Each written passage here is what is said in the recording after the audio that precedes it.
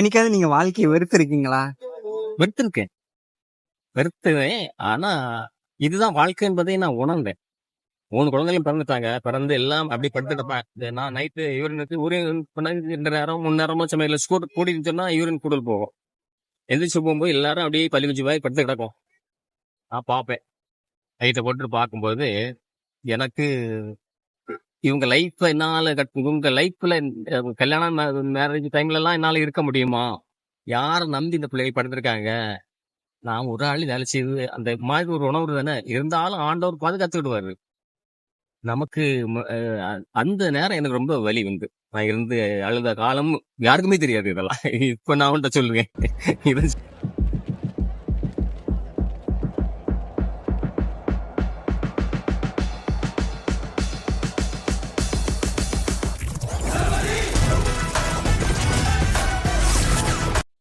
சரி, இதுக்கு முன்னாடி நீங்க என்ன பண்ணிட்டு இருந்தீங்க? என்ன நான் வந்து இப்போ வச்சிருக்கிறது பிரிண்டிங் ப்ரெஸ் வச்சிருக்கேன். பிரிண்டிங்னா பைண்டிங், பிரிண்டிங்கா வெளியில கொடுப்பேன். பைண்டிங் நான் தான் பண்ணிட்டு இருக்கேன்.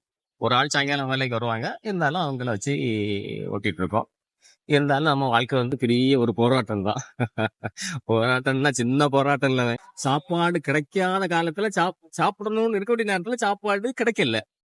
சாப்பிடலான்னு இருக்கக்கூடிய நேரத்துல நமக்கு சாப்பிட முடியல, சாப்பிடக்கூடாது அப்படின்னு ஒரு கண்டிஷன். என்னன்னா எனக்கு 24ல எனக்கு மேரேஜ் ஆயிடுது. 25ல எனக்கு ஒரு சுகர் நோய். என்னெல்லாம பண்ணாங்க எங்க வீட்டுல. எனக்கு உனக்கு மச்சான் செய்வன வச்சுட்டா செய்வன அந்த காலத்துல சொல்லுவாங்க. அது செய்வன வச்சுட்டா அவனுக்கு அதுதான் இதான் அப்படின்னு இல்லைன்னு சொல்லிட்டு எனக்கு வீட்டுக்காரி நான் மட்டும் டாக்டர் பென்சாம் அவங்கள்ட்ட தான் முதல்ல ட்ரீட்மெண்ட்டுக்கு போனோம். நான் லைசன்ஸ் சிஎஸ்எஃப்எஸ்ல தான் வேலை பார்க்கேன். சைக்கிளே ஓட்ட முடியல. நான் ஹெவியா எக்ஸசைஸ் பண்ணிட்டு சடன் தான் விட்டேன். அது எனக்கு போக போக அது புரிஞ்சு அப்படி இருக்கிறது. டாக்டர் பென்சன் வந்து பார்த்துட்டு நான் சொல்லக்கூடிய அந்த சிம்டம் எல்லாம் பார்த்த உடனே அவருக்கு மனசிலாயிட்டு தெரியும்னா சுகரை பார்த்துட்டோம் அப்படின்னு சொல்லிட்டாங்க. சுகர் அப்போ பிளட் பார்க்கல, யூரின் மட்டும் தான் பார்க்க சொல்லியிருந்து. அப்போ யூரின் பார்க்க கொடுத்தாச்சு. அப்போ 3+ காணிக்குது, ரெட் அடையாளத்தை காணிக்குது. சொன்னா வந்து சொல்லியாச்சு. அப்போ அவர் சொன்னாரு, இப்போ சுகர் இருக்குது, ஆனா பிளட்லயும் இருக்கும், கூடுதலாட்டு இருக்குது, அதனால தான் உனக்கு டைட்னஸ் காணிக்குது. இந்த காசு வெறும் வயிற்றுல வந்து பிளட்டை கொடுக்கணும் அப்படின்னு. அப்ப எனக்கு கேட்ட உடனே ஒரு மாதிரி இதெல்லாம் பெரிய பணக்கார நோய் அப்படின்னு தான் சொல்லுவாங்க அந்த காலத்துல. சுகரை பொறுத்த அளவுல வேலை செய்யாதவங்களுக்கு வரும், பணக்காரங்களுக்கு தான் வரும் அப்படின்னு அந்த ஒரு கான்செப்ட்ல அதெல்லாம் இருந்த அந்த நேரத்துல. இப்படி ஒரு நோய் வந்து கேட்டு என்ன மனசுக்குள்ள பெரிய ஒரு பயம். சரி, என்ன பண்ண போறோம், கல்யாணம் முடிஞ்சாச்சு அப்படின்னு இருக்கக்கூடிய நேரத்துல காலையில மறுநாள் காலத்தை வந்து பிளட் சுகரை பார்க்க அந்த வெறும் வயிற்றுல 256 86 இருந்து வெறும் வயிற்றுல. அப்படி இருக்கக்கூடாது, 80 தான் இருக்கணும், 80க்குள்ளதான் இருக்கணும். இதுக்கு டபுள் மடங்கு குடல். அப்போ சுகர் சாப்பிட்ட பிறகு உனக்கு 300 400 போயிடும், இன்சுலின் தான் போடணும்னு சொல்லி அதுக்கப்புறம் இன்சுலின் போட்டுட்டு இருந்தேன். யாரா பூம்புகார பூத பாத்தியா? நான் என்ன பேசுறேன்டா? நம்மளுக்கு வேண்டிய ஒரு 4 பேர் வீட்டுக்கு வருவேன். அந்த கூரையில ஏகே பாடிசன் துப்பாக்கி ஒரு 10, பிகே பாடிசன் துப்பாக்கி ஒரு 8 இருக்கு, எடுத்து கையில கொடுத்து விடு. இன்சுலின் போட வச்சு என்ன 10 நாள் சமயத்துல லோ சுகர் ஆயிரும், மயங்கி கீழே விழுந்துருவேன். சமயத்துல சுகர் ஆயிடுச்சு. வீட்டுல பிறகு இது சுகர் தர மாட்டாங்க, அதுக்கு இது வந்து சுகர் தான். சுகர் லோ ஆயிட்டுன்னு சொன்னா உடனே சீனி போட்டு டீயோ சர்பத்தோ குளுக்கோஸோ ஏதாவது சாப்பிடணும்.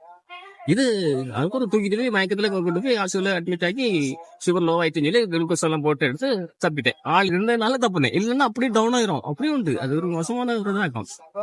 அதுக்கப்புறம் எங்க மாமி வந்து ஜெய்சேர்ல வேலை பார்க்காங்க. ஜெய்சா ஹாஸ்பிட்டல் இருக்குல்ல, அந்த ஹாஸ்பிட்டல் எங்க மாமி வேலை பார்க்காங்க, நேல் சட்டு வேலை பார்க்காங்க.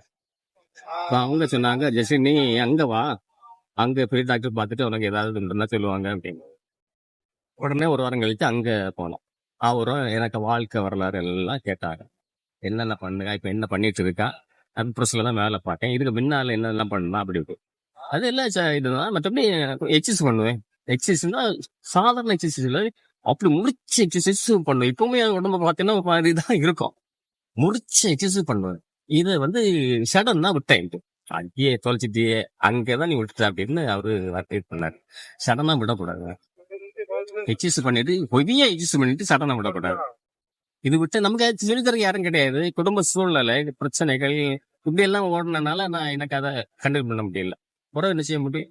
இல்ல உனக்கு 25 வயசுல சுகர் வந்திருக்குது, அப்ப நீ இன்சுலின் தான் எடுக்கணும், எடுப்பியான்னாரு. ஊசி போடும். ஆனா ஊசி போட நான் சொல்லி தருவாங்க, நீ படிச்சுக்க. ஆனா இன்சுலின் போட்டேன்னா ஓரளவுக்கு நல்லா இருக்கலாம். இது உண்மை. இது தின்ன பாத்துங்க 38 வருஷத்தை நான் பிடிச்சாச்சு. 62 வயசா பிடிச்சாச்சு. 25 வயசுல இன்சுலின் எடுத்தது. அன்னைக்கு 2 நேரம் 3 நேரம் போட்டது உண்டு ஊசி. இன்னைக்கு கூடின ஊசி ஆனா 1 நேரம். இன்னைக்கும் போட்டுட்டு நிக்கேன். அது கூட 4 மாத்திரையும் உண்டு. ஆனா இத ஏன் சொல்லுவேன்னா மற்றவங்களுக்கு இது தெரியும் பாத்துக்க. மற்றவங்களுக்கு சிலவங்களுக்கு தெரியும் அதிக சுகர் வந்துட்டு நம்ம லைஃபே முடிஞ்சு போச்சா, அது கிடையாது. நீ நிக்கலாம். ஆனா அதுல பழக்க வழக்கங்கள் கரெக்டா இருக்கணும். ஸ்மோக்கிங், ட்ரிங்க்ஸ், இந்த மாப்பட்ட காரியங்கள், நைட்டு முழிப்பது இதெல்லாமே இருக்கக்கூடாது. ஓரளவுக்கு அதிகமா நோய் வர்றது இந்த ட்ரிங்க்ஸ், ஸ்மோக்கிங். அது அடிக்கிறது ஒரு கெத்து அப்படின்னு அவங்க நினைச்சுக்கிறாங்க. அது நோயை கொண்டு வந்துருவேன். ஆனா அவங்களுக்கு சரி, நீங்க அந்த பாக்குற இன்ஸ்டன்ஸுக்கு எல்லாம் நீங்க என்ன சொல்ல விரும்புறீங்க? என்ன சொல்லுன்னா, நம்ம மனுஷனா பிறந்தாச்சு சொன்னா கரெக்டா இருக்கணும். மனுஷனுக்கு 6 அறிவு கொண்டிருக்காண்டவர்.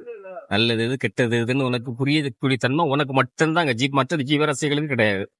நமக்கு மனுஷனா இருந்தவன் நமக்கு மட்டும்தான் நல்லது எது கெட்டது எது புரியக்கூடிய தன்மை நமக்கு உண்டு. அதனால நம்ம வாழ்க்கைய ஒழுக்கமா வளர்த்துக்கணும். அதுல கரெக்டா இருக்கணும். இதுல ஒழுக்கம், உண்மை, கடமை இதெல்லாமே அதுல வரும். அதே மாதிரி நான் அதை தான் ஃபாலோ பண்றேன். உண்மையா சொல்ல போனோம்னா உங்க காசை நீங்களே கொடுத்து உங்க உடம்ப நீங்களே அழிச்சுக்கிறீங்க அதெல்லாம் பயன்படுத்தி. அதனால கொஞ்சம் நிப்பாட்டிக்கோங்க. உங்க குடும்பத்தை பத்தி கொஞ்சம் யோசித்து பாருங்க. அப்போ தன்னால அதுவே நின்றோம். கொஞ்சம் கொஞ்சமா குடும்பத்தை பாதுகாக்கணும்னு இல்லை மைண்ட் எனக்கு அப்படி அப்ப எனக்கு என் வேலை செய்யற இடத்துல சில ஆட்கள் எனக்கு ஊக்கமா பேசுனாங்க. இதெல்லாம் வரும், எல்லாம் கடந்து போயிடும். ஆனா நீ ஸ்ட்ராங் ஆயிரு. கொஞ்சம் நாங்க 4 இட்லி சாப்பிட்டோம்னா நீ 2 இட்லி சாப்பிட வேண்டி வரும். கொஞ்சம் குறைச்சிக்கிடலாம். அந்த இன்சுலின் போடனால கொஞ்சம் ஆகாரம் மிஸ் ஆனா கூட நம்ம தப்பிக்கிடலாம். அதனால இன்சுலின் ரொம்ப கரெக்ட். நம்ம உடம்புல நம்மளே குத்துனா அது வலியும் இருக்கும். ரத்தம் என்ன, நான் வேலை செய்யும் போது என் வீட்டுல சொல்லுவேன், ரத்தம் சிந்தியாக நான் வேலை செய்யும் அப்படின்னு சொல்லுவேன். அது உண்மை. பார்த்துக்க, ஊசி குத்தும் அந்த இடத்த எடுக்கும்போது ஒரு டிராப்ஸ் ரத்தம் வந்துடும். அதனால வாழ்க்கையில ஒழுக்கமா இருக்கணும். இதுல மாற்றுக்கிறது கிடையாது. ஒழுக்கமா இருந்தேன்னா நீ உயர்வு ஆட்டோமேட்டிக்கா வந்துடும். அது யாரு சொன்னா? அண்ணாத்தர் சொன்னார். கடமை, கண்ணியம், கட்டுப்பாடு. இது 3ஐயும் நீ அதை விரிச்சு மைண்ட்ல ஏத்திட்டேன்னு சொன்னா எங்க 4 பேர் இது கூட நீ கரெக்டா இருப்பா. நீ ஒத்தைக்கு இருக்கும் போதும் கரெக்டா இருப்பா. நீ வெளிச்சத்துல இருக்கும் போதும் கரெக்டா இருப்பா. இருட்டுல இருக்கும் போதும் கரெக்டா இருப்பா. இந்த மனச உறுதிய நீ பண்ணி விட்ட. ஆனா மனுஷ வாழ்க்கை போராட்டம் தான். அது மாத்துக்கிறது கிடையாது. ஆனா இதை ஜெயிக்கலாம். இந்த மாதிரி காரியங்கள் இருந்துன்னு சொன்னா 62 வயசு 38 வருஷத்தை நான் இன்சுலின்லே கொண்டு வந்திருக்கேன். நான் பெருமைக்காக சொல்லல, எல்லாம் நம்ம மைண்ட் செட்ல தான் இருக்கு. நம்ம என்ன பண்ண போறோம், நம்மள கட்டுப்பாடா வச்சுக்கிட்டோம். 25 வயசுல கூட நான் இப்படி வேலை செய்யல. இன்னைக்கு அதிகமா அதை விட கூடுதல் வேலை செய்ய.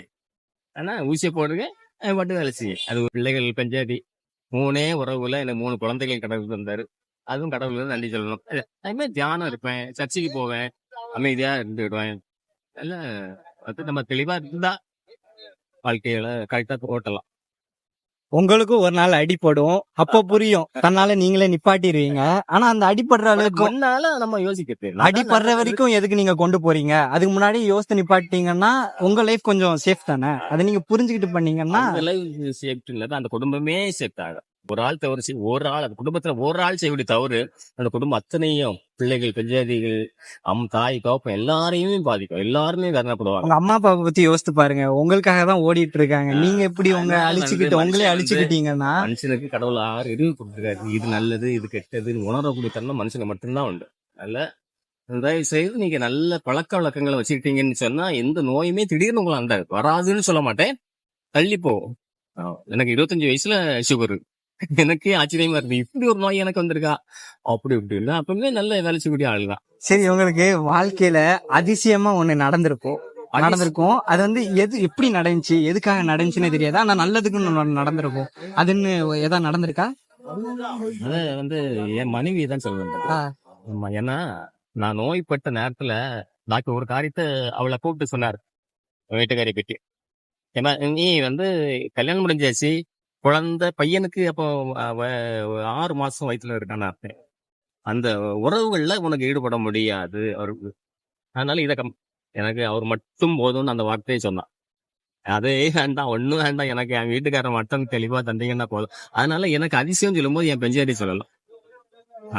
சொல்லுங்க. இப்ப இதை பார்த்து நான் அழுத காலங்கள் உண்டு. ஆனா நம்பிக்கையோட ஆண்டவர் நடத்துவார்கள் சிந்தனை நமக்குள்ள வேணும். நம்ம தான் எல்லாம் சாய்ச்சிட்டோம்னு நினைக்க கூடாது. ஆண்டவர் நம்மளோட இருக்கார், நம்ம கடமையை கரெக்டா செய்வோம் அப்படின்னு. ஆசத்துல எத்தனையோ நாள் அட்மிட் ஆயிருக்கேன், வந்துருக்கு, சுகர் லோவா இருக்குது, இதாயிருக்குது. ஆனாலும் நான் வந்து என்ன 3 இருங்கலன் ஆயிடுச்சு. பையன் இப்ப சந்தோஷமா இருக்கீங்களா? இப்போ என்ன நடந்தாலும் ஏத்துக்கிடுவாங்க. சரி, இப்ப சின்ன என் வயசுல உடம்புல நீங்க ஒண்ணு ஆசைப்பட்டிருப்பீங்க, இதுவாதான் நான் ஆகணும் அப்படின்னு ஏதாவது? அப்படியும் ஆசைப்பட்டது எனக்கு நான் வெற்றி கண்டுப்பேன். சின்ன பிராயத்துல நான் ஆசைப்பட்டது, நான் பிரஸ்ல தான் வேலை பார்த்தது. பிரஸ்ல வேலை பார்த்த நேரத்துல எனக்கு ஒரு சின்ன பிரஸ் வைக்கக்கூடிய ஒரு வாய்ப்பு கிடைக்குமா, அது போதும் எனக்கு அப்படின்னு தான் கேட்டுட்டு இருக்கேன். கல்யாணத்துக்கு பிறகு எனக்கு இப்போ அமைஞ்சிருக்கு. இப்போ வச்சிருக்கீங்க. சரி, அத பத்தி என்ன சொல்ல வர்றீங்க? நம்ம உண்மையா உழைச்சா நிக்கலாம், நமக்கு நினைச்சதை சாதிக்கலாம். அதுல மாத்து கருத்து கிடையாது. இவ்வளவு போராட்டத்துக்கு இவ்வளவுமே போராட்டம். இத பார்த்து நான் ரொம்ப இன்ஸ்பயர் ஆனேன். வீடு போட்டோம், வீட்டாள் கோழைப்புலதான் வீடு போட்டோம், பஸ் வச்சிருக்கோம், 3 பேருக்கு கல்யாணம் பண்ணோம். இது போதும் வாழ்க்கையில. நீ எது நடந்தாலும் ஏத்துக்கிடுவேன். ரொம்ப நன்றி. இந்த வீடியோ போடலாமா? போடு, இவ்வளவு போடு. சரி, போட்டு தகவல். சரிம்மா. சரி, மீண்டும் தொடரும். பாருங்க, வயசானதுக்கு அப்புறமும் எவ்வளவுதான் கஷ்டப்பட்டாலும் இன்னும் நம்மளால வாழ முடியும்னு சொல்லிட்டு நம்ம இப்படி நமக்கெல்லாம் ஒரு இன்ஸ்பிரேஷனா இருக்காங்க. சோ சரி, இதெல்லாம் ஒரு அனுபவமா எடுத்துட்டு சீனி போட டீ தான் குடிச்சிட்டு இருக்காங்க. பரவாயில்ல, ஏதோ ஒண்ணு இப்போ சந்தோஷமா இருக்காங்கல்ல. வாழ்க்கை நீங்க சந்தோஷமா எடுத்துக்க பாத்துக்கோங்க. மனசுதான், நீங்க சந்தோஷமா இருந்தீங்கன்னா உங்களுக்கு சந்தோஷம் மட்டும்தான் வரும். அதனால நீங்க நினைக்கிறது தான் நடக்கும். நல்லதே நடங்க, நல்லதே நடக்கும். நினைப்புதான்.